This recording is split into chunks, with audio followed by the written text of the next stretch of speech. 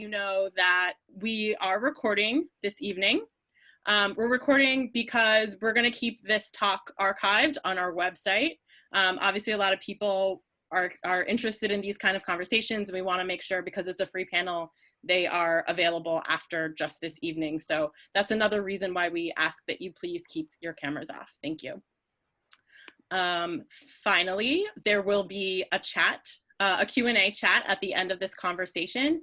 So if you do have questions that come up, please either just write them down, keep them in your head, or you can chat me privately, because the chat function is turned off to chat publicly to everyone. And we do that because we just don't want to distract from the panelists who are speaking in the conversations that's happening. So the last 20 minutes of this panel, there will be an opportunity for a Q&A, and that will happen in the chat box, which you see right at the bottom of your screen. You can just type your questions in there when it's time, and we'll let you know when that box is open again. Again, if this is your first time joining a MOFAD program, thank you so much. It's so wonderful to be here. There have been a lot of shifts for MOFAD, as all cultural institutions who have closed their doors and aren't gathering in person due to COVID. So it's been, an interesting challenge to kind of make that pivot. But certainly one of the silver linings of this moment is to be able to connect with people, not just in New York where we normally are, but literally all over the world. So we are excited to be reaching out and expanding our now global community, and finding out that there's people chiming in from all over, literally the world, and the United States, who are joining MOFAD programs for the first time. So we're really grateful to be in community right now when it's such a challenging time in the world. For those of you who weren't at the beginning, right when I was talking, I was just saying, please keep your cameras off, please keep your microphones off, so we can just stay focused on the panelists tonight. And there will be a Q&A at the end via the chat box, so you'll have an opportunity to chat your questions for the panelists. So that being said, I want everyone on our panel to introduce themselves.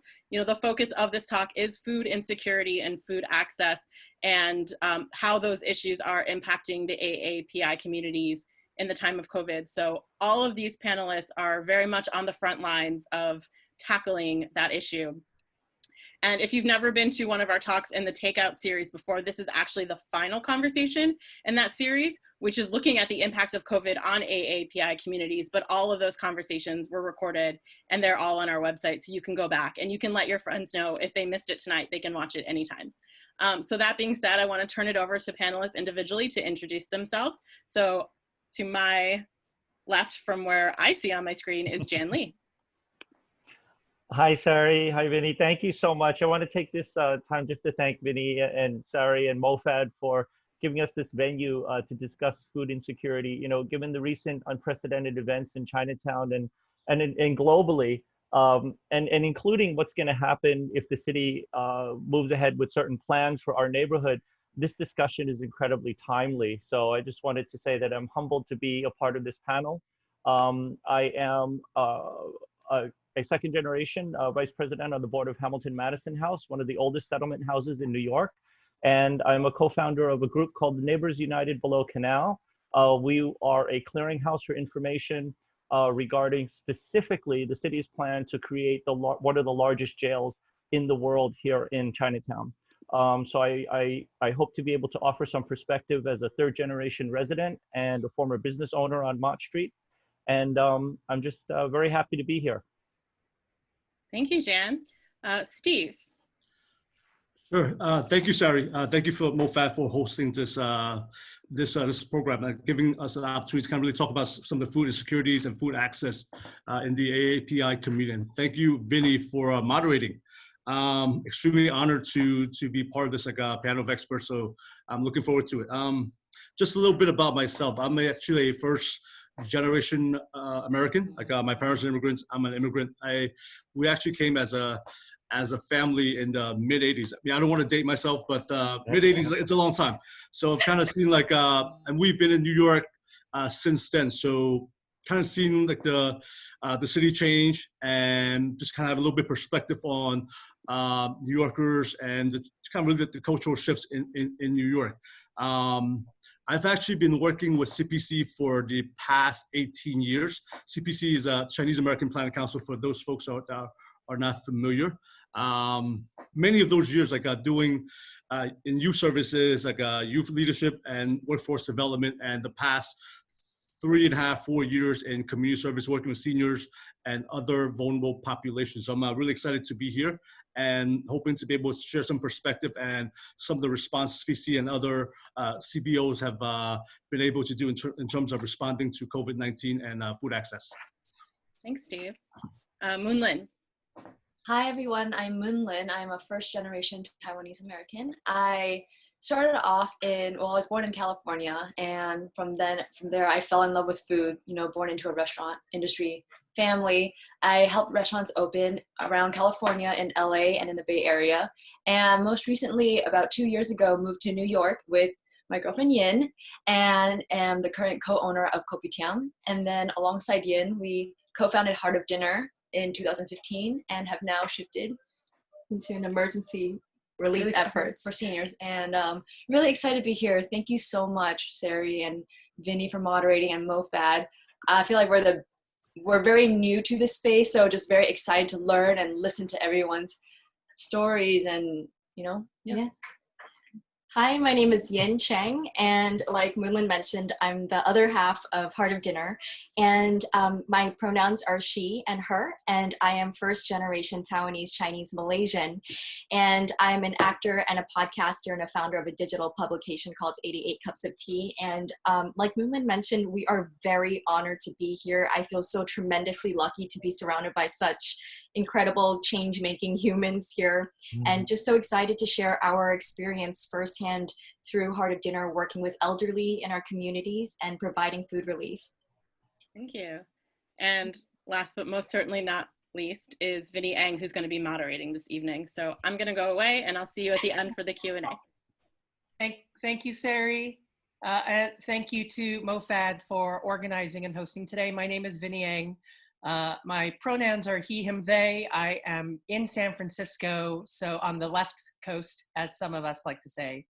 I'm the American-born son of Cambodian refugees. And it's my distinct honor today to facilitate this conversation.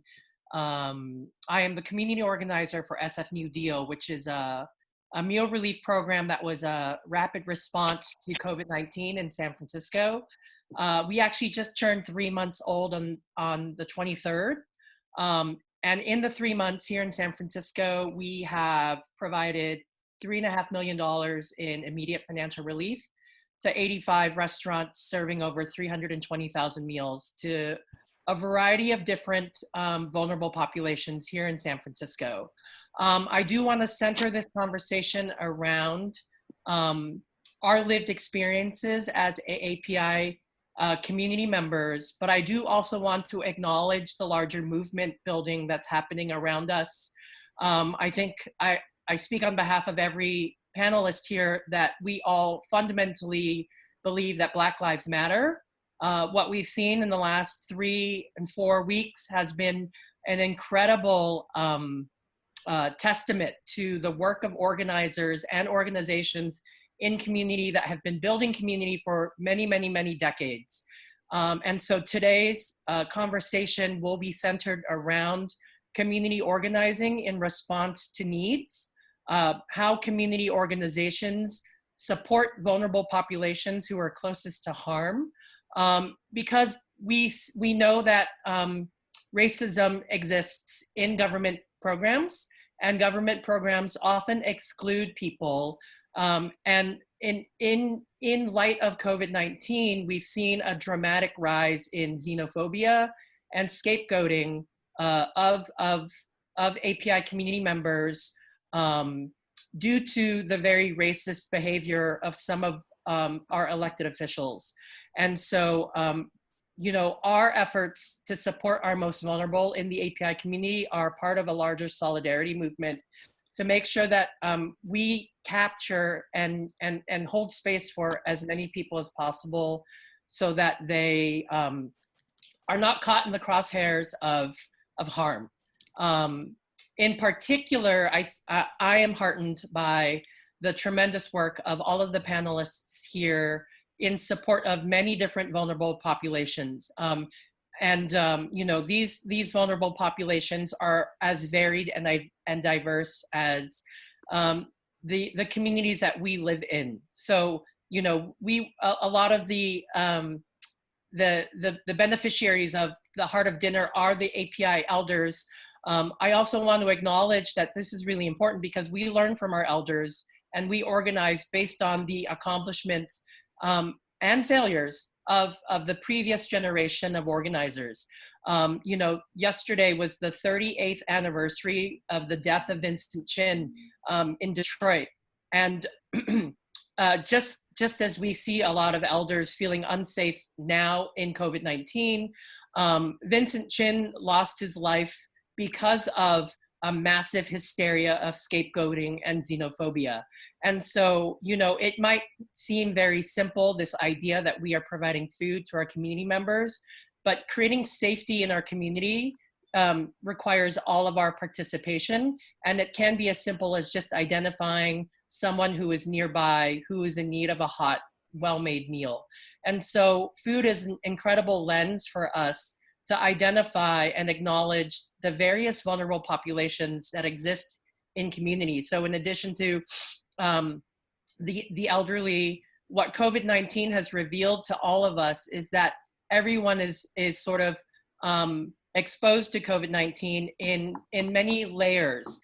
So in addition to the elderly, you have prisons are now the source of the biggest outbreaks of COVID-19 infection, and this will go into that particular facet when we talk to Jan about his organizing in Lower Manhattan, Chinatown.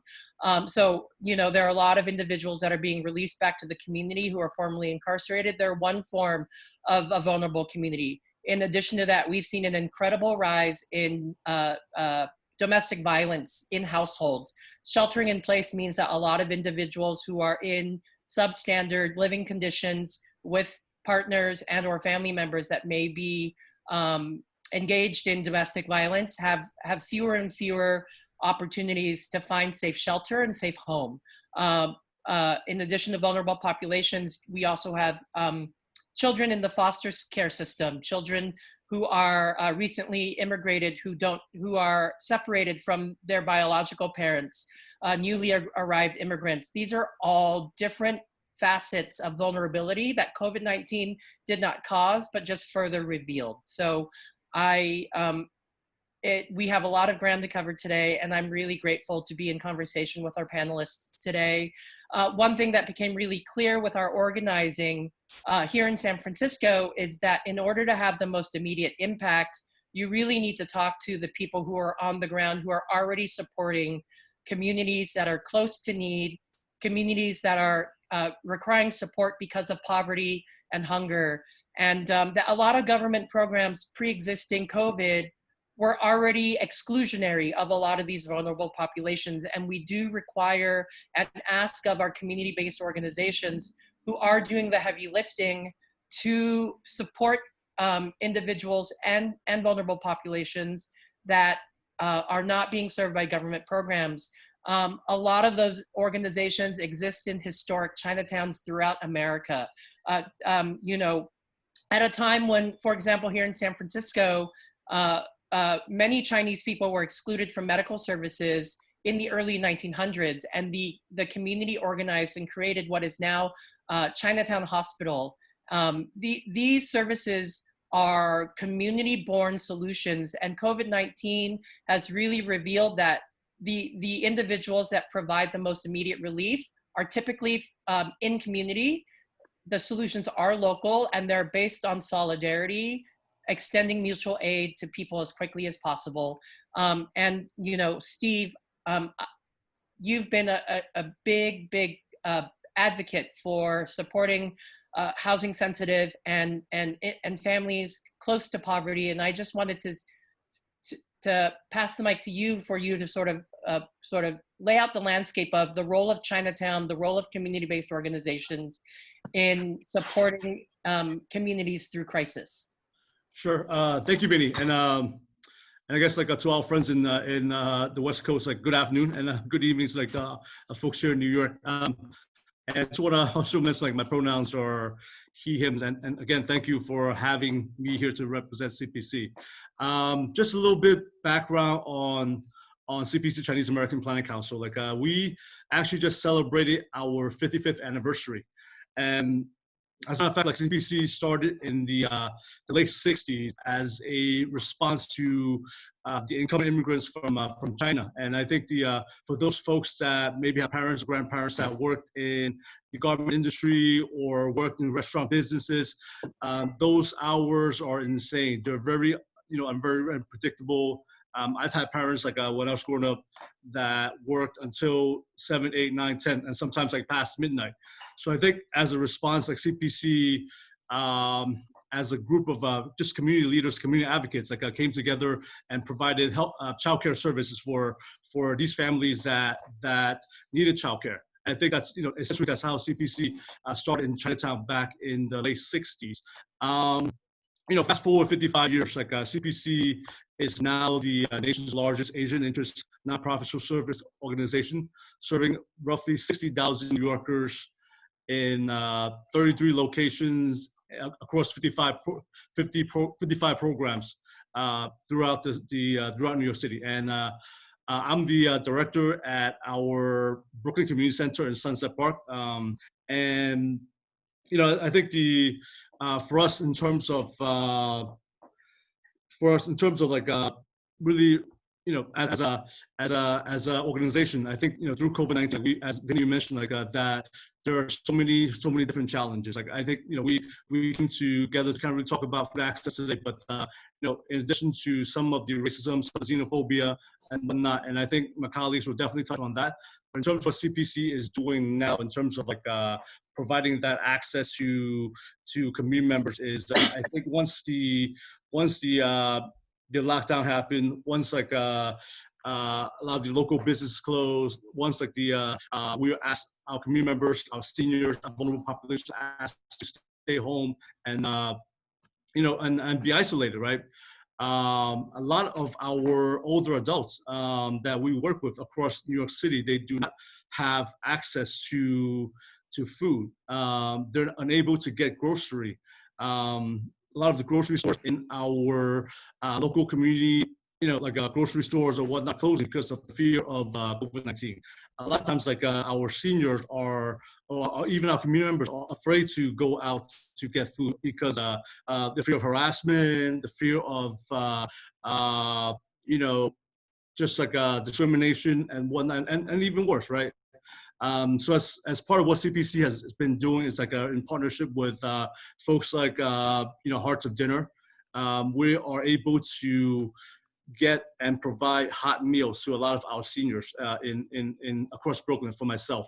And to date, I believe we've delivered 900 hot meals, like a culturally sensitive meals to seniors in Brooklyn. Just in Brooklyn alone, our community center in Sunset Park, we've been able to distribute 30,000 pounds of fresh produce, and that's like fresh veggies, fresh fruits. And that's not really including our sister sites in Manhattan and also in Queens. And I think as like the city is opening up, as like we're returning to some kind of normalcy, we still see that there's we don't know what's going to happen, like not only tomorrow, but in September and October. And we're hoping to be able to really really rally our elected officials, rally community leaders to be able to provide that access, provide that continued food access to our community members. So I think it's really incumbent on all of us to kind of continue the advocacy and kind of push for those resources. Thank you. I just want to really, I just wanted to kind of include one more thing, and as an immediate response, like CPC was like fortunate enough to be one of the organizations that will offer a grant through the mayor's office for some cash assistance to vulnerable New Yorkers, and especially folks that are in terms of undocumented neighbors, who were able to provide some cash assistance for folks that were not able to receive the federal stimulus, and folks who are affected by or lost their employment due to COVID-19. So that's a resource I'll be happy to share at the end of this call. Thank you. And I'm really glad that you brought that up, because so many conversations around undocumented immigrants don't include API undocumented. And you know, with the restaurant industry being anywhere from 15 to 20% reliant on undocumented workers, that particular vulnerability is really important to support and triage.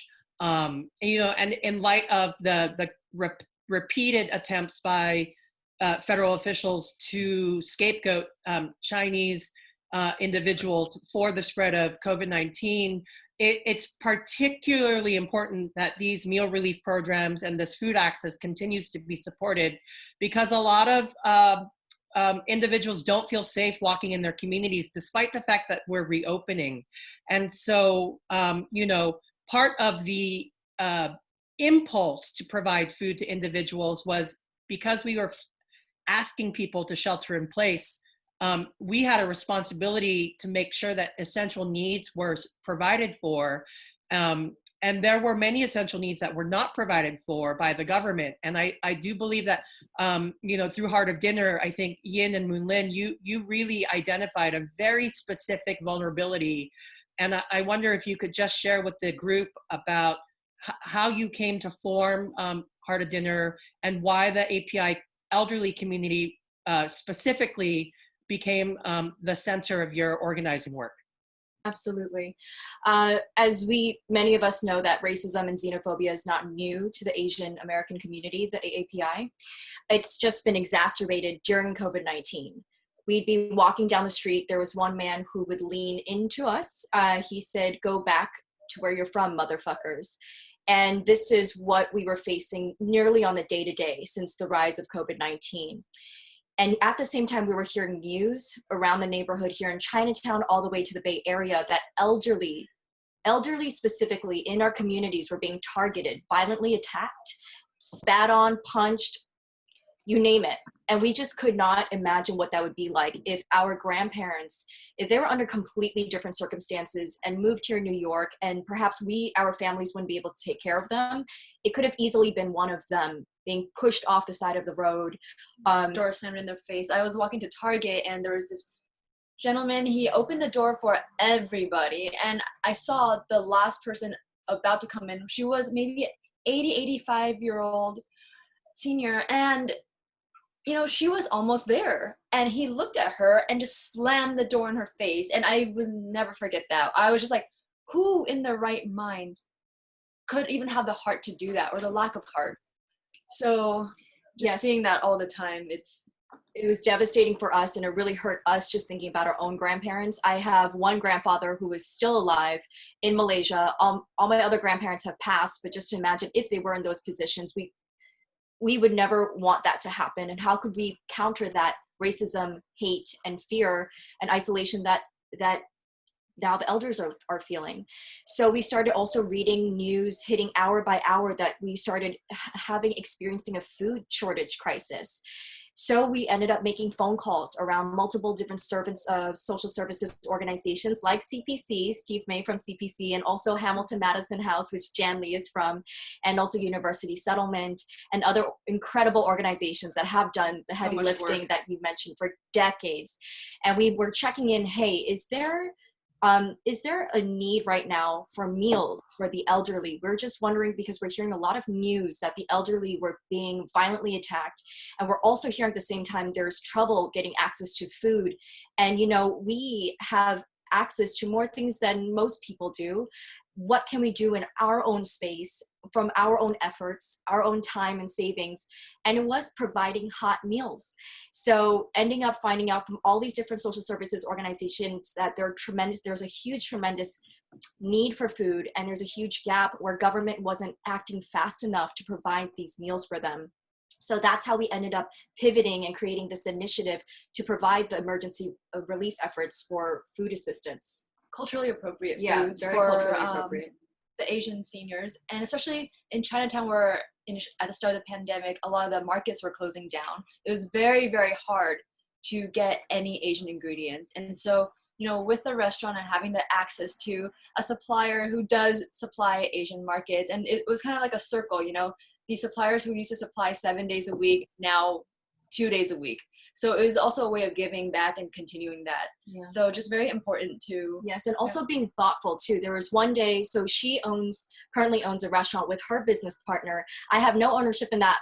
We're romantic partners, but being completely respectful of that during COVID-19, you know, there was not much business, as many people know, and they were honestly hanging on by a thread. Their only day off, it was completely empty. And she and her business partner were like, just use the kitchen, cook, you know? And so we were able to do that and just take action right away. So we were lucky in that aspect as well. I think today we had a meal drop today, and today in total, I still have to do my final calculations, but I think we provided about 16,000 meals across 12 Wednesdays. So yes. It's been amazing. And so across Lower Manhattan, especially Chinatown and Brooklyn and Queens. And we were so proud because one of our wish goals was to provide meals for those one-offs, individual elderly, and also those living with intergenerational families who are not taken care of underneath organizations, incredible organizations. Perhaps they didn't know how to find them, but we would receive emails. Hey, someone from Minnesota saying, my parents are living on their own, they're in their 80s. Is there any way, because I can't even get them access to food, what are those online websites that sell the groceries, all crowded. So we were so happy to take those on as well. Right, and you bring up a really important point about existing infrastructure and doing outreach to existing community-based organizations. You know, the moment that we're seeing nationally another surge in positive infections, and you know, with very limited success of what they call flattening the curve, and every community-based organization that you all have been in touch with and we have been in touch with immediately in facing COVID-19 became a feeding organization first, which really meant that, you know, there are more specialized services for supporting and taking care of those populations through other really important social insurance programs were placed on the back burner. And so you see these spontaneous feeding organizations like Frontline Foods and Dine 11 and Heart of Dinner and SF New Deal. And this is what I mean about food being a lens. It's something that we do every day. Yeah. And it's not just prepared meals, but food is also a way that we socialize. It's a way that we identify and signal identity, especially in the Chinatown communities where the open air markets are such an important part of engaging community and identifying pride in certain traditions and heritages. And Jan, I wonder if you could speak to the work that you've done in the Lower Canal in trying to preserve and protect the identity of Lower Manhattan amidst some really significant proposals. Yeah, and again, I as somebody who's sort of worked with my family in the management of our property, I can tell you that if you guys know Chinatown, there's a very small fruit stand that's adjacent to my building. It was actually built by my grandfather in 1937, 38, and it was for his wife. And she was, you know, she sold Chinese pickles out of there. So it's been there since then, and generations and you know, families have come and gone, but that newsstand has provided sustenance and a living for other Chinese Americans and Italian Americans to have the ability to sell fruit in an open air way. And that tradition actually goes back 100 years in our neighborhood between Little Italy and Chinatown. There's this long tradition, and it continues to this day. But it's a very fragile, and it's a very, it depends on volume, because the product that they're selling are pretty much, as we're learning, farm to Chinatowns. There's a very unique aspect about the way that Chinatown acquires its food. And right after World War II, my dad actually drove a vegetable truck from down in the Carolinas all the way up to Chinatown. And so there was that route all the way back then. And we have the amazing ability to, as a kid, we take it for granted. But what we're facing now is that COVID-19 really, as you say, Vinny, revealed a lot of deficiencies and a lot of vulnerabilities. And we have to, I'll give you an example of how systemic institutionalized racism can actually create the whole erasure of a community's culture. I'm involved right now with a group called Neighbors United Below Canal, where we actually sued the city of New York to stop them from moving forward with creating one of the largest jails in America, possibly the world, right here in Chinatown. One of the aspects of our lawsuit talks about the socioeconomic impacts that this will have to our community. Under a land use review process, socioeconomic is one of those issues. And we've made the case with the help of great people from NYU Langone and Valerie Imbruce, who's written the book on Chinatown's food networks.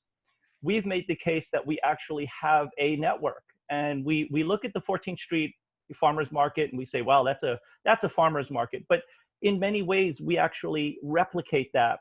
It's just that you're walking from street to street. We're not all condensed into a park. So first, we have to politically identify our food network. Once we politically identify our food network, we have to compel the city to change its land use review process to understand race, to understand ethnicity, to understand culture, which amazingly, the city does not currently do. And in fact, the inward rezoning, which is being challenged right now, was observed by a judge to say, well, we need to take a step back from that approach because people of color in that community will be detrimentally affected, and we have to stop and we have to relook. So Jan, if I may, for context, for those of you that are listening, in 2019, the city council decided that they voted to close Rikers Island, which is one of the largest jails in the United States. And they proposed a plan to build 4 or 5 jails, 4 jails in different boroughs throughout New York. One located directly in Lower Manhattan in Chinatown, a 45-story building. And so for those of you listening in, this is sort of the broader context, especially in light of George Floyd and this really massive movement to look at equity, to really look through every policy choice with an equity framework. So sorry for the interruption, Jan, but I just wanted I think that that's very important, Vinny. And just to give you a sense of scale, it's taller than the Statue of Liberty. So imagine having a jail that is right in your neighborhood. And when I say systemic and institutionalized racism, we're looking at a land use review process that effectively creates a colorblind planning. And that was just recently talked about today in a news article, that colorblind planning allows developers, it allows the city to ignore the race of the people that it is about to influence. And we have to first identify what makes Chinatown unique in its food market. Once we identify that, we can then have some process that will take a hard look, not just mention it in a review process, but actually take a hard look at it. When we hear from the city's response to our lawsuit, when they talk about how many businesses, for instance, will be affected by the building of this jail, you can imagine a structure this large. And they say, well, there's only going to be 5 businesses. And if it really comes down to it, we'll relocate them, we'll pay for the relocation. Some of the things that they've said in their testimony was, it's really not that important to put it in the socioeconomic plan because after all, your neighborhood has a lot of like restaurants. And that kind of says to all of us who eat Asian food, regardless of what race you are, you do understand that Asia has many nuances and that we are all culturally different people. So to just in a systematic way say, because you guys are just Asian, every restaurant is the same, we can relocate you anywhere, and we could also just dismiss you because there's one that looks like you, is the definition of racism. And so racism isn't just on the street, as you said, Yin, it can be actually systemically put into legislation. And we have to unravel that. We have to understand that when we unravel it, we're protected. But right now, we're not. And again, additional context and information here. The plan to replace Rikers is a $9 billion plan. That's so correct. like imagine, so in light of the recent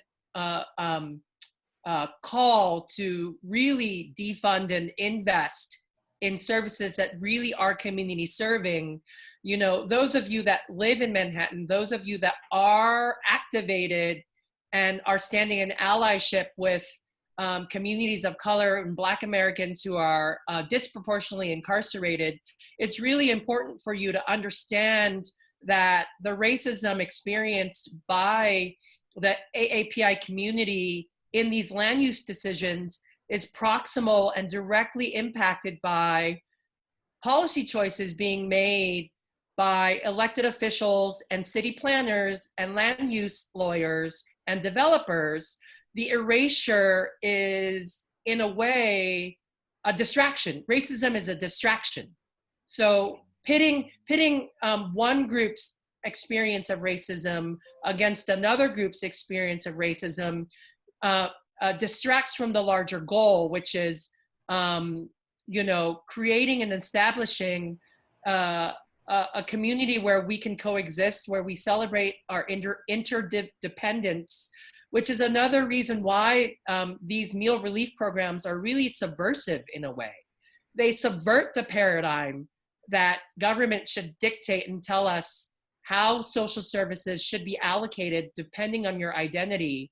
And so, you know, Moonlynn and Yin, like, imagine what you could do for $8.7 billion. Imagine the different communities that you could feed with $8.7 billion.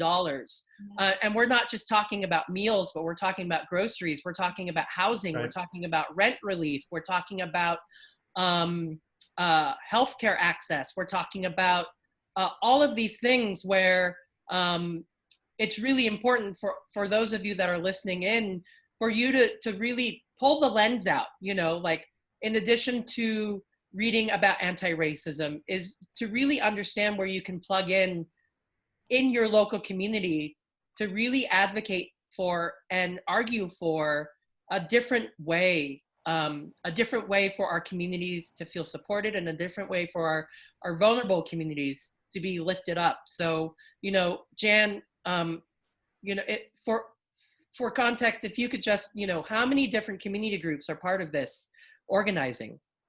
When we started, we have pretty much all of the traditional Chinatown core groups, which are under the auspices of the Chinatown Consolidated Benevolent Association. There's many family associations who have relied on us as a clearinghouse. We've given many talks and discussions and press conferences at CCBA so that we could inform in all the Chinese language newspapers, which many of them are nationwide, to understand the impact of what's about to happen. And we've been at this for over a year and a half. And just to give you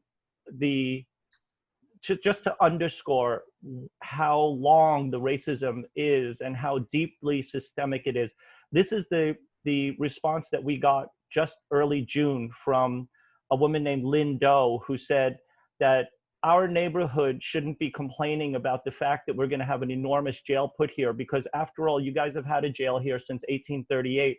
And in fact, that serves as part of the neighborhood's character. And in fact, she says, she goes on to say in her response to this whole thing that we're talking about, actually, the jail is going to bring more business to you. The jail is going to be a part of commerce. And when you think about that, not only is it strange to say, it completely negates the work of 100 and something years in Chinatown of building a consumership, both from within Chinatown and from all of the people who come into Chinatown to shop here. We have our own economy. But what they're saying is the jail is going to enhance that in some way, and just the same way that you guys have always had to live with jails. So it's an interesting position that they've taken, that it negates the fact that small kids, regardless of their race, small kids in our neighborhood have had to watch people in handcuffs go in and out of the jail. They've had to live among police cars. They've had to witness things that ordinary kids in other neighborhoods don't see, because we live in the largest carceral footprint possibly in the United States. We are surrounded by every court. We're surrounded by 3 huge prisons and all of the infrastructure that supports all of that. That's not normal. And that's not normal for both our families and our children to witness all the time. So when I say racism, this is a racism that's actually put into paper as a response to how we as a community are supposed to appreciate a jail coming into our neighborhood. And it's important for you all to note, and Steve, I see you, that the formerly incarcerated are disenfranchised and vulnerable community members as well. And this impacts, you know, the families that are single parent families. If you're entangled in the criminal justice system and you are an immigrant, that criminal record could lead to immigration enforcement through ICE. And these are all ways in which our vulnerable populations are being exposed unnecessarily to COVID and the spread of COVID. And Steve, you know, you work with tens of thousands income intergenerational households. Can you speak more to what you're seeing in terms of the services being asked of you from the community? Sure. Thank you, Vin. I'm gonna hear a little bit of an echo and feedback on my end, so bear with me. I got really just to Jan's point in terms of you know, really allocation of resources and whatnot. You know, I think we're just really seeing an efficient, you know, allocation of resources. I think one of the bigger movements across the country is you know, really defunding the police, right?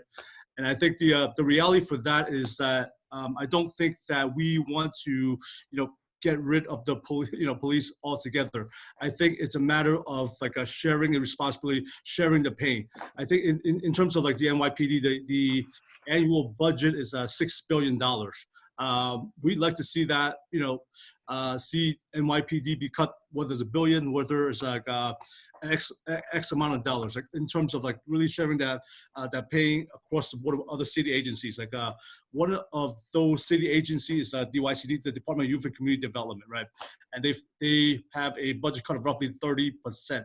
And that's, you know, that is really ridiculous. DYCD, as a lot of folks know, funds the Summer Youth Employment Program. And the Summer Youth Employment Program provides employment for 65,000 young people across New York City. And that's you know, that's a huge amount. Like, what are these young people going to do for you know, this summer, right? And a lot of these folks are using these jobs as to gain work experience, to build foundation, but also more importantly to be able to support their families. So whether it's paying for supplies for college, whether it's like buying groceries for their parents, or whether it's like really reinvesting in their own communities. And I think that's like a huge issue. And that's something that I think we need to all, you know, really call for the city to like really reinvest in our community-based organizations and the likes. So yeah, I think that's really, yeah, those are something, yeah. Vinny, do you have can you repeat the question? Oh, no, I think you really answered the core of what I was asking, which is just sort of what is the community asking for right now in this time of COVID-19, in this time of widespread awareness of systemic racism? Like, what does community restoration look like? What does community participation look like? What does accountability of government services look like? I mean, this is sort of open to all four of you. Sure. You know, in light of the reality that COVID-19 is not going anywhere, in light of knowing that governments are facing external pressures to quote unquote reopen economies, what does safety feel like? And how is food central to your vision for community restoration, responsible reopening, and continuing to support our vulnerable communities? Moonlynn and Yin, do you?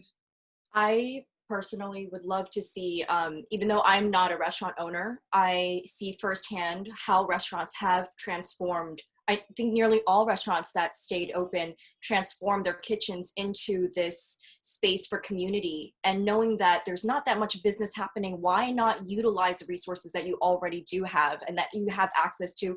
Also, you're helping people like your distributors who are going through recovery process as well.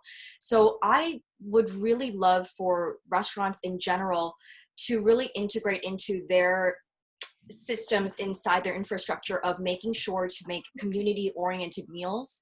And also I've been seeing restaurants making meals at a very, very cost-efficient, affordable price. I believe there are restaurants who've done meals for like $3 a meal, or they'll say, if you really can't afford it, it's okay, you have the meals. And I think there's something about that where you are putting that energy back into the food, the resources back into your communities directly, helping them as well, is just so eye-opening and very creative what everyone's been doing during this time and can carry out post-COVID. And realistically, we all who are in this space, we want to be able to keep providing as long as we can. But the realistic is when funds run out, there's no way to move forward. And, you know, for us, we're almost tapped out. And then even as restaurants are reopening, how does space look like? Where is there a space that you can continue on doing? If you want to do it, is there a space for you to continue on doing it? Will the government be able to provide that for you? What can they help provide with, you know? So there's just so many obstacles for different layers. So it's like when you want to do good and when you want to help provide for the community, it's just so difficult to. And I would add to that, you know, let's not forget that our community became aware that there was a problem in China in December. Chinatown actually started feeling a very severe downturn in January, and it was timed when a lot of restaurants were counting on that Chinese New Year income. They were counting on tourism. They were counting on corporate dinners. They were counting on family dinners. They were counting on tremendous amounts of bookings, sometimes 3, 4, 5 times a day. You know, they were counting on that money, and suddenly that door was shut. But before that, we started to self-regulate in China in Chinatown, because we were very afraid. And the proof of that sacrifice financially is that we have a very low infection rate here. And I think that in the neighborhoods where there were people who kept their ear very close to what's happening in Asia, they started to take measures way before our administration even knew the dangers of what was happening. And so as we talk about what could have been done, what should have been done, I think we shouldn't go back to that in terms of blame, but what we can identify right now is identifying what the hurdles are to make sure that people like Yin can can keep their restaurant open, but become an official licensed contractor for the city of New York, because they exist. There are people who are putting really low quality food into cardboard boxes, and they're dumping them in the lobbies of NYCHA housing because there's just no one to distribute it, and it gets wasted. And it gets wasted in other households because it's just not culturally significant to them. They're meant as emergency rations, but we can do better. If we can look at incarceration that's $8.7 billion, we could start to carve out now, in preparation for what's coming, a way to make, and I'm not talking about just Chinatown. We have Caribbean neighborhoods, we have Dominican neighborhoods, we have neighborhoods that are so varied and their diets are so particular to that community that if you get it wrong, people starve. It just boggles my mind that there was so much time spent, and some of them are just elected officials who would rather spend the time photographing themselves delivering the food than to sit behind the desk and actually lobby for something quickly and efficiently to help restaurants stay in business, get over that hurdle, whatever that hurdle is, to become a contractor, to keep their employees going. We lost 3 restaurants on my street so far. And that means it's jobs, there's taxes that are gone, there's sales tax that is gone, and there's revenue that's gone. And all of that could have been avoided. Right, and not just the revenue, but dreams. Like the dreams and stories of the food is such an important pathway for immigrants to establish stability and integrate themselves into the fabric of a community. And we're not just talking brick and mortars, we're talking street vendors as well. Especially street vendors. Somewhere in Los Angeles, almost 70% of all street vendors are newly arrived immigrants. That they find that their quickest way to provide for their families is to sell the food of their upbringing. And, you know, to your point, Jan, that like food relief has too long been seen as charity, which in and of itself is a symptomatic of erasure, of erasing culture. It's symptomatic of a sort of supremacist view of how needs get fulfilled by the government. And so really demanding that government agencies reimagine how food is delivered to vulnerable communities in a decentralized way that really honors the needs as expressed by the communities closest to need is really important for all of our community members to engage with on an advocacy level. And you know, especially with COVID-19 disproportionately impacting certain populations. Absolutely. Even as economies reopen, certain individuals are not going to want to leave their households. How do we make sure that they continue to have their essential needs met so that they don't themselves increase the likelihood of being infected? So, you know, Steve, I wonder from your perspective, what restoration looks like for you, and how might your programs evolve through your organization? Thank you. I mean, like, I think CPC was as a co-author for the an AAPI recovery plan that was signed on by 30 plus organizations, including Hamilton Madison House. I think the reality is that recovery is like very, very much a multifaceted, multi-tiered type of issue. And I think, for myself, it's just kind of really driving down Sunset Park in Brooklyn literally yesterday. And I am seeing local storefronts that are empty, they're for rent. And the reality for that is like that we have to have legislation to really kind of support rent for local business owners. Like we have to be able to subsidize wages for employees.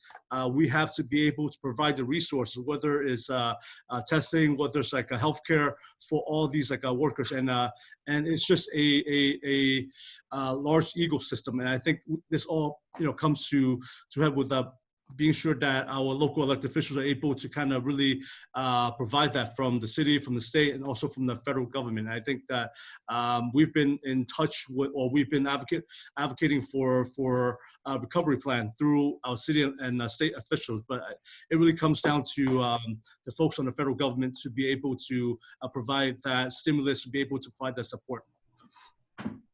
And I would add, Vinny, you ask about what does restoration look like. I hope restoration doesn't look like politicians running around with food in their hand.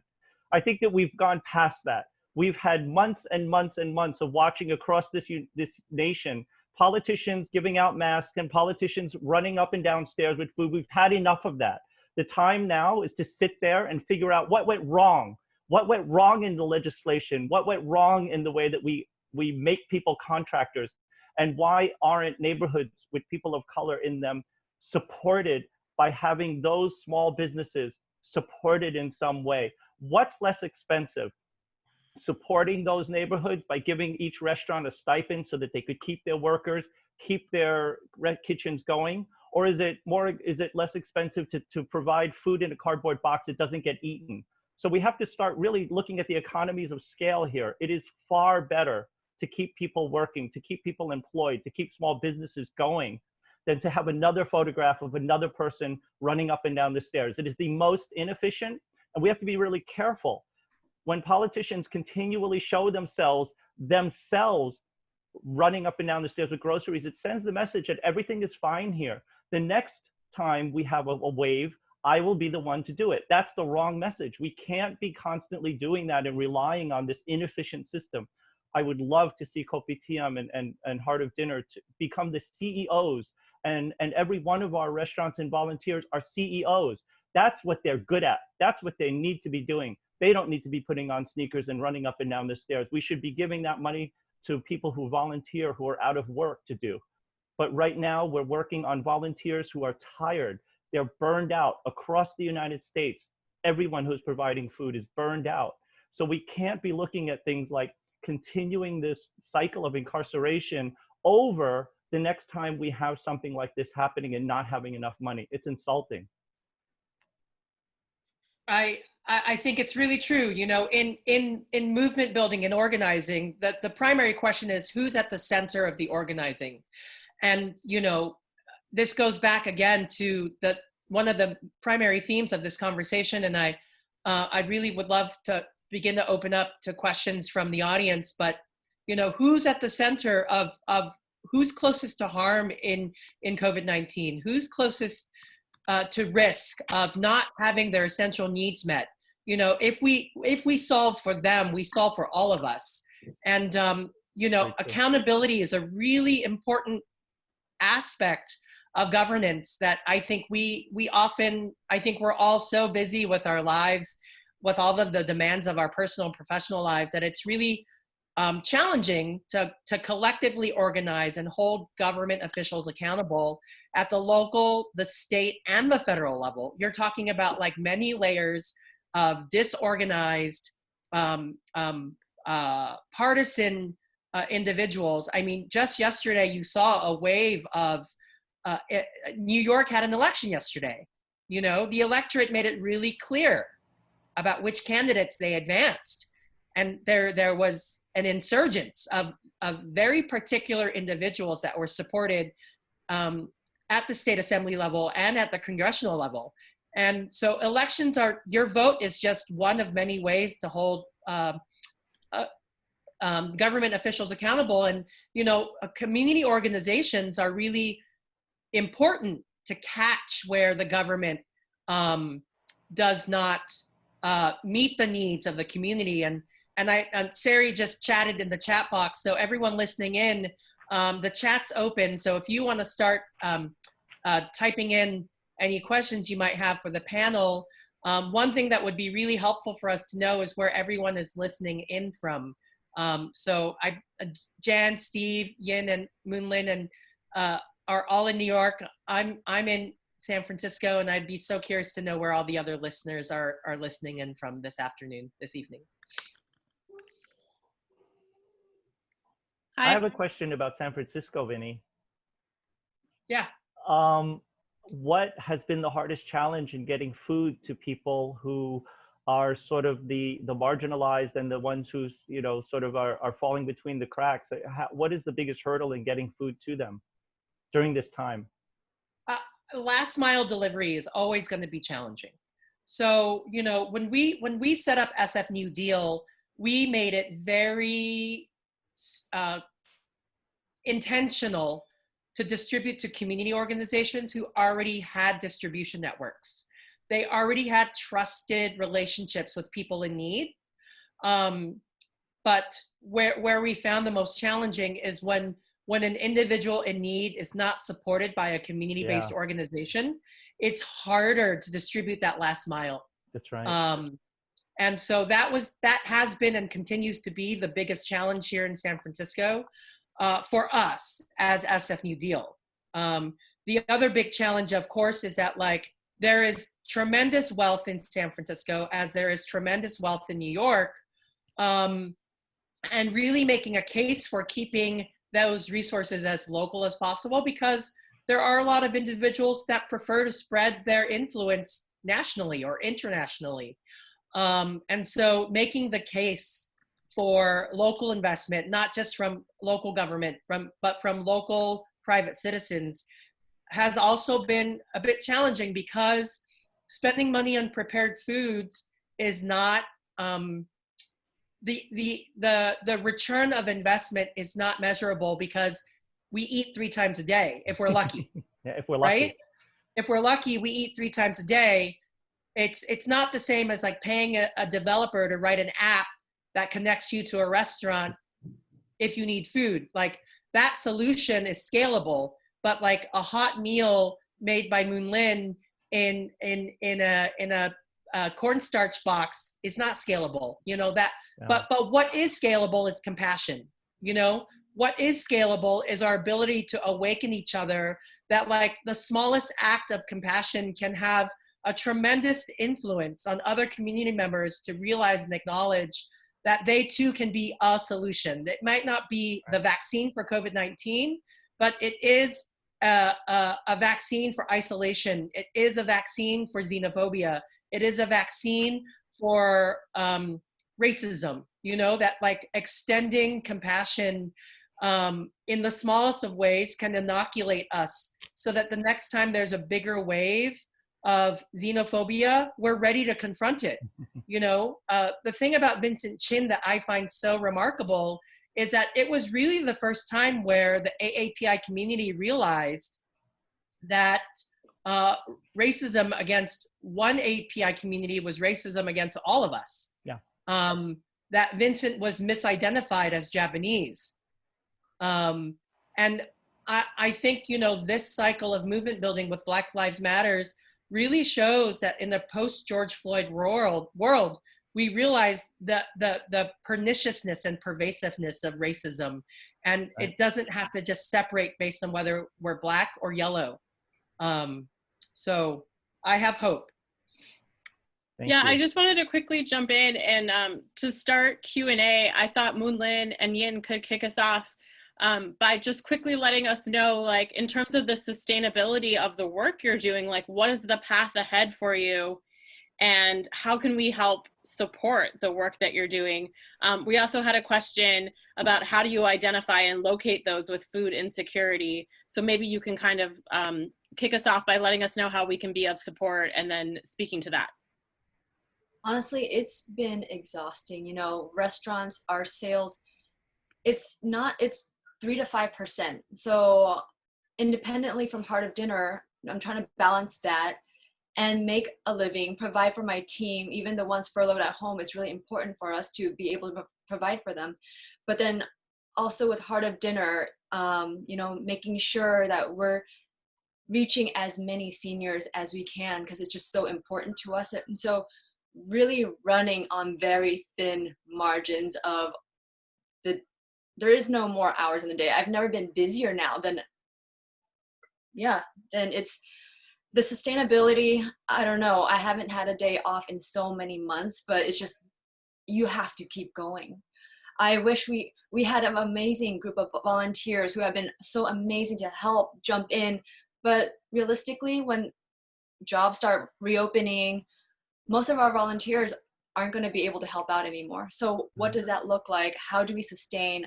I'm really not sure. And like you all brought up about funding, to be fully transparent, we thought finally to have also one day off since March, and also just to avoid burnout, like you all mentioned earlier. We were thinking, you know what? We're hearing everyone's phasing back in July, so why don't we provide meals? Let's make 20,000 meals our goal. We were calculating our projections and seeing, okay, by the time we reach 20,000, everyone's going to phase in. The home health care, the aides will come back. Maybe families are going to come back and help. The elderly, maybe they'll get back on their feet. So then we can, you know, this was, at first, honestly, was a temporary pop-up as an emergency, stepping in to fill that gap. And bringing up this conversation to some of the organizations we've been working with, they did tell us, Yin, just so you know, we actually would still need as much help as possible, even beyond July. That's super honest and upfront, and we were shocked. We were like, oh, okay, that's not what we planned for, especially with funding and fundraising. It's all been grassroots on a GoFundMe page. And then now, as much as we would love to move forward, and that's what we're trying to do, is to hang in there for the organizations, hang in there for the one-off individuals. We're really pushing hard and working really hard. But then we're wondering, how on earth are we going to continue doing this without funds to actually run this engine? And no space. And no space. And we began doing this actually with our own savings, the first few meals from our own savings, from our own pockets. And we also tried cooking at home. And so that did not work out. So right now, we are still figuring it out. We hope that You know, I know that Jan, you really highlighted that really this should be on a government to make sure they allocate funds, and also like everybody was saying, to divest directly into the communities to help us provide these meals. But we'll see.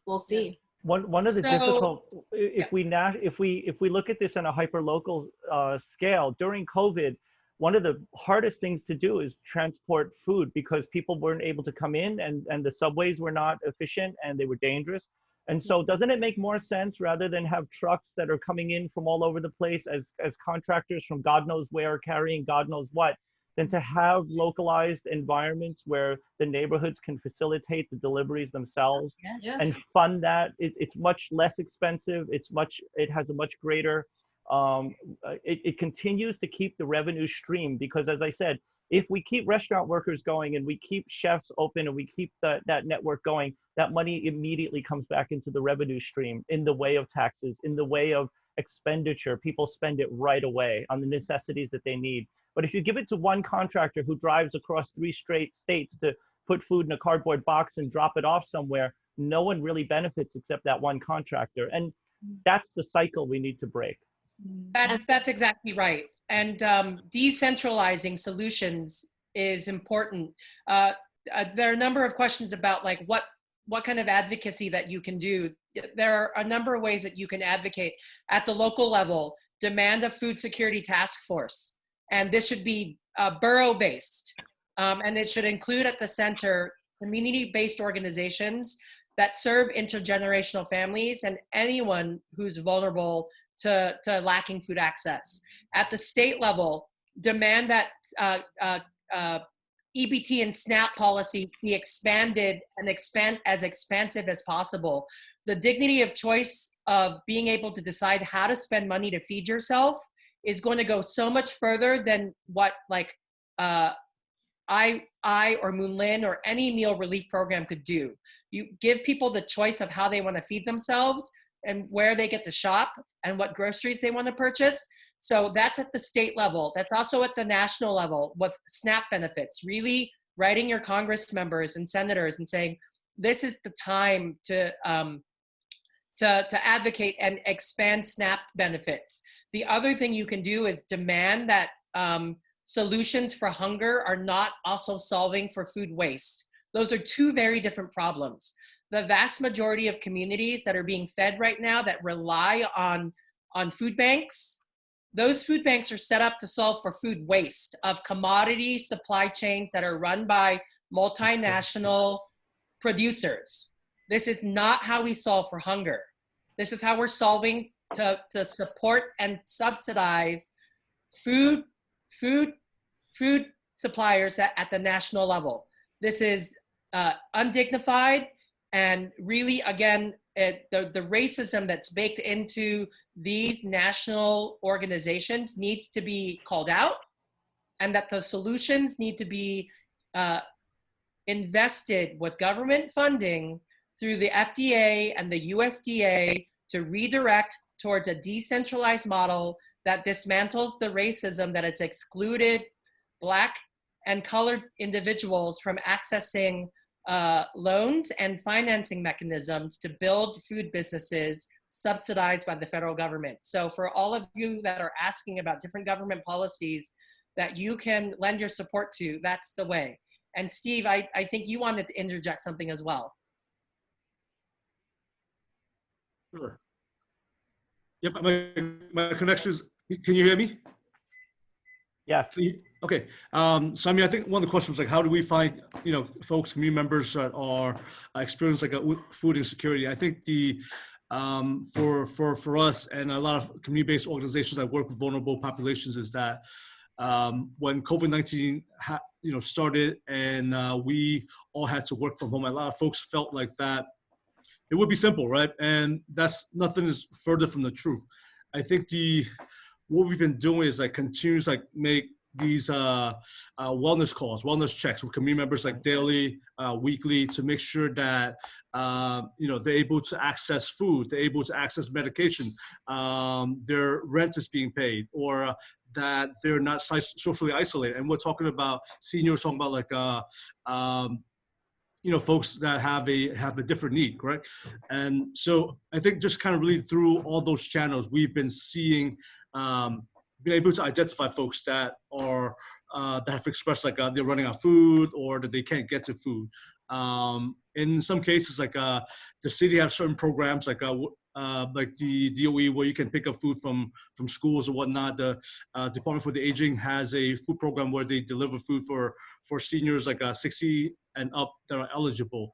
But unfortunately, due to language access, due to language barrier, that becomes like a challenge in itself. And a lot of times, like the food that are delivered to an elderly comes in the form of a tuna sandwich or a ham and cheese sandwich. And for someone like my grandmother, like that just doesn't suit her palate. And it's not being picky as whatnot. I think it's just kind of culturally that it doesn't work. And I think that organizations like Hearts of Dinner and other partners that are able to kind of really support and provide those additional services, that's been really helpful. So we're very thankful, and we hope to be able to continue that. Thanks, Steve. I also have a question here from the great Grace Young, who we're so honored to have listening this evening. Specifically for you, Jan. Grace asks about how Hamilton Madison House has helped the elderly community secure food during COVID, and also the challenges that you all have faced. Well, Hamilton Madison House has provided hot meals for seniors for decades. And in fact, this is some of the bureaucracy that we talk about. Here we are providing hot meals every day before COVID. And some time ago, we had a problem with one of our kitchens, and it was like trying to get, you would have thought that we were building a whole new building, but we're just getting over the hurdle of getting our kitchen fixed in NYCHA housing. It ended up being this big problem. And so we've lost the ability to provide as many meals as we used to. So that's just one of the red tape things that seems to be so easily overcome in the scope of and the scale of things like jails. You would think that you would be able to find the money to feed people instead of building these enormous structures. But we've moved into a very difficult time. This is completely uncharted. We had to do things like make sure that our seniors had some form of communication, to make sure that they either had a phone, make sure that they had some electronic device that they could communicate with us. We had to make sure that we had all of their emergency numbers in place so that we could keep in constant care, in constant communication with them. But this is kind of answers the question of what is the most efficient way to keep people from falling between the cracks. And I would suggest looking up your local social service providers and talking to them and understanding them and having a deep understanding of what their limitations are and what they're able to do. I'm always a big advocate of joining the board of one of these organizations, because every board needs more participation. And so it's not only the funding, it's being very hands-on. And in that way of giving back to your community by being on a board, by even just being a public member of a board or being on a committee, you will contribute your life skills. And that translates into real world help. So it's not just dollars, it's participation, it's looking up, becoming an active part in your community. We have a lot of people in Chinatown who are new to our community of all different races, and we welcome them with open arms. But if you don't have money, if you have time, look up one of the great social service providers like CPC and Hamilton Madison House and a number of them, and find out what they can do and how you can help. That's a great, efficient way to be ready for the next emergency. Jan, can I jump in as well and add that truly what you said was absolutely true. That is how we formed this initiative through Heart of Dinner. I spent about a full week on calls for hours and hours talking to people from Hamilton Madison House, CPC, University Settlement, to really understand what's the pain point and what's the need. We were talking about, okay, what if, first started with just the two of us. She would be making the meals mostly. And eventually, gradually, we were able to involve our restaurant partners and friends so that we could also hopefully mutually help them during their recovery process. And learning, okay, if we can, let's say, pass you 1,000 meals a day, would that be helpful? And of course, it would be culturally appropriate. Whatever meals we make, we ask ourselves and restaurant partners, make something that our grandparents would love to make, love to eat. So finding out from the organizations that, no, please, we can't handle the 1,000 because we don't have enough hands. That's right. We don't have enough people to jump in to help us distribute. And also building managers may not let us in on that day, that time. And so it would go to waste. So then we figured out, all right, then what if we limit it to 200 meals per Wednesday for each different organization, multiple different branches, and then also stepping in as volunteer matchmakers to provide them extra hands if needed. So we also pass on groceries and care packages as well that are all culturally appropriate. Bok choy, we know, is popular. So things like that. And that's actually helped us is really identifying the problem, is truly calling up and really understanding from your point what it is that's truly needed. And that's exactly, yep. Sorry, I was just going to say a lot of these relief efforts are just coordinating and matching needs to resources. And communities have different needs at different times. But so just wanted to sort of throw that in there, Jan. Yeah. One of the interesting things that I also work a lot with Small Property Owners of New York, which is an organization. It's specifically small properties, and tenements like ours in Chinatown, we see a million of them, right? You just take for granted that these tenements are going to be here. There's people that live in them, but in actuality, all over New York City, people of color own those small buildings. And what's very interesting is that the city of New York never bothered to reach out to those building owners to say, hey, here's a guideline, here's how you can check on your tenants, and here's some resources. Small property owners were on our own. We did our own health checks. We did our own phone calls. We knocked on doors, particularly knowing that people of color in certain neighborhoods are much more vulnerable to this disease for a number of reasons. And so small property owners in many ways were the first line of defense when people literally were barred from coming into New York City. So we have this strange absence in city government to say, well, let's overlook that incredibly vital part of our city, which is the small property owners in ethnic neighborhoods. Who's going to open the door? Not all these buildings have buzzers. Not every senior has a cell phone, but the landlord knows where they are and they know who they are. So that's something I'd like to see not happen in the future. I'd like to see small property owners become a part of this, but make sure that the city recognizes them in a very positive way.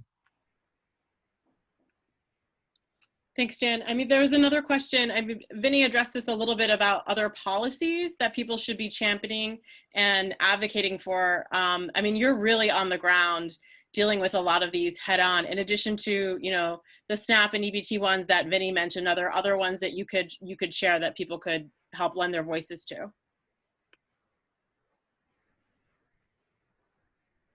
Sorry, I was muted. What I would encourage you all is to take a step back and demand a different orientation from your policymakers. Absolutely. Like, demand that compassion be at the center of every policy. Demand that there's an equity framework, a racial equity framework to every policy. Demand that there is a disability framework to every policy. Where's the analysis? What COVID-19 and the movement from a sort of what I call a post George Floyd, Breonna Taylor moment is that we have to solve this at the nexus of racial trauma and disability discrimination. That we can't exclude the different isms. That there are elected officials who choose to be in office, support and acknowledge their impulse to be problem solvers and ask them to solve at that nexus, ask them to solve at that intersection.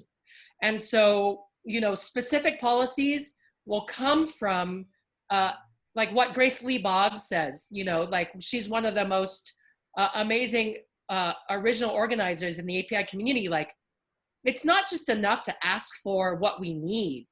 We have to imagine. Like, we have to take these opportunities to imagine a future that doesn't exist yet. So don't accept like that policymakers will meet the need of one meal a day. Like, imagine that no one goes hungry in Chinatown. Imagine that no one goes hungry in Lower Manhattan. Imagine that no one goes hungry in the state of New York. Imagine that no one goes hungry in the United States, and demand that the thinking is framed in that way. We can't just demand that our politicians do the bare minimum. The floor is no longer acceptable. You know, we're over 100,000 deaths, right, from COVID-19. Why? Because of political bickering. This is unacceptable. This is absolutely unacceptable. And you know, this conversation around police violence and police brutality is 400 years, long overdue. Can we imagine if COVID-19 went for 400 years? I would surely hope not. So for those of you that are asking, like, demand and imagine a future that doesn't exist yet. I think it's so important that you said that the bar has been set, you know, with the great people on this call and 100 others that I've encountered who are volunteering. You know, they've set a really high bar, and that can never go down from this point because we haven't yet met the need. And so I think it's great that people take pictures of themselves, you know, on Instagram and on Twitter, delivering food as an elected official. I think you should be able to have one photo. The rest of the time needs to be solving this problem. And you watch, Vinny, if we limit elected officials to taking that one photo op, delivering food, and the rest of the time you need to be in your office helping solve our problems, you watch how fast those problems get solved. But the more time you waste taking photographs and putting them on Twitter is time that we've lost. That's not fair to us.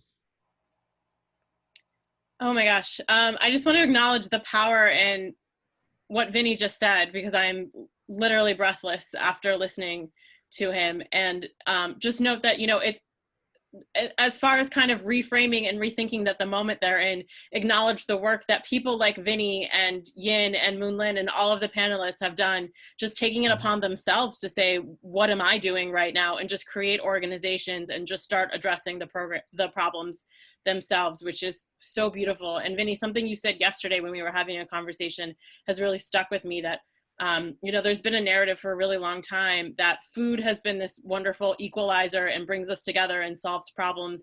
And that's not necessarily true. I mean, that's a lovely idea, but what food is a tool, and it's a tool for organizing. And I am so proud of all of you for using it as a resource and a catalyst. And I think this is a good place to stop.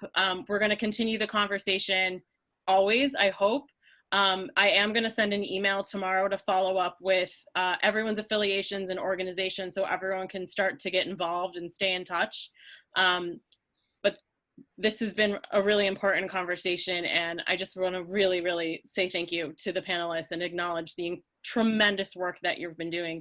And thank you all for joining us and listening, and hope that you feel as inspired as I do to start really holding your elected officials accountable, but also hold yourself accountable for what you can actually start doing yourselves instead of waiting for your politicians to respond, because we all know, you know, often that's futile. So let's just shift the dynamic. Yes, round of applause for everyone. Thank you. Please follow us on Twitter, where this Thank you guys has been live tweeted. Thank So you all. let's keep Thank you, talking. Mocha. I'm learning Thank you so so much. much today. I'm like, wow, Yeah. I'm so inspired. Thank Yes. you Y'all for Thank doing you what all you so do. much. This is such an honor. Thank Seriously. you. Thank you. Oh, it's like the heart. Yes. Thank you so much, everybody. Have a good Thank you night. all. It's an Bye-bye. honor. Thank you. Bye. Thank you. Thanks. This has been incredible, guys. And I don't know, this is one for the record books. Yeah, no, this is awesome. Very- Really This is appreciate it. incredible. Thank you so much.